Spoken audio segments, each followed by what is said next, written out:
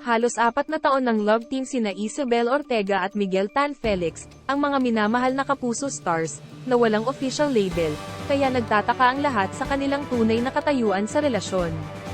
Sa isang candid interview sa Fast Talk with Boy Abunda, binigyang liwanag nila ang kanilang koneksyon.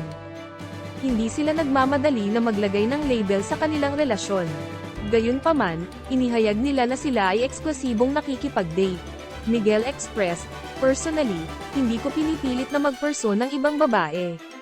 Kinumpirma ni Isabel, "Sa ngayon, wala rin akong ine-entertain na ibang suitors."